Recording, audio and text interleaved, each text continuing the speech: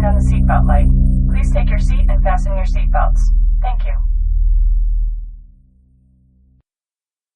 A media query is a lot like a medium in Flare.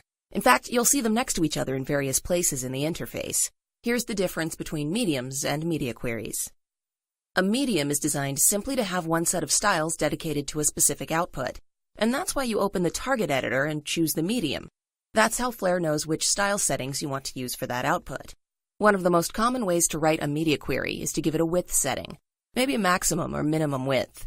That way, when a user opens your documentation on a really big monitor, they're going to see the content using one set of styles. But if they look at the documentation on a really small screen, like a smartphone, the media query will change the look based on the style settings you gave it. In the Style Sheet editor, you can click in the Medium field and choose Tablet. Whatever style settings you provide will come into play when a person is using a medium-sized device, such as an iPad. Or maybe that person simply changes the size of his or her browser until it gets below the maximum width breakpoint.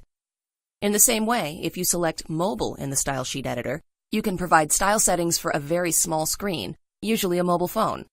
The tablet and mobile media queries are based on the responsive breakpoints that you've set in your HTML5 target.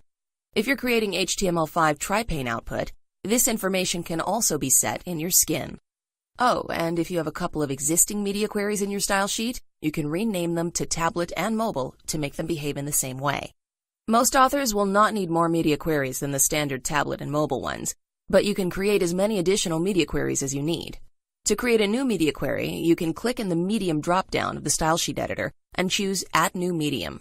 Make sure Media Query is selected. If you know the correct syntax for a media query, you can type it directly into the top field. You can also use the fields below to make selections, and Flare will populate the top field based on what you choose. If you enter something that isn't a valid media query, Flare will let you know with some shameful red text. Here's one example of a valid media query. And here's another. For more information about the various ways to write media queries, you can check out the W3C website. After you create your media query, just select it in the Style Sheet editor the same way you'd select any medium. Then make your style changes in it. One final point about media queries before we go. As you've already seen in this video series, there are certain rules about precedence and inheritance. When it comes to media queries and mediums, the one that appears lowest in your style sheet generally has the highest precedence. Lowest in my style sheet? What are you talking about? Well, we're talking about what you see when you open your style sheet in the internal text editor. You'll be able to spot mediums and media queries because they'll start with the @ symbol followed by the word media. All of the selectors and their definitions for that media query or medium are contained within a set of curly brackets. When you create a new style, medium, or media query in the Flare interface, it's added at the bottom of the text editor or at the bottom of the appropriate section. So whatever you've added most recently typically has the highest precedence.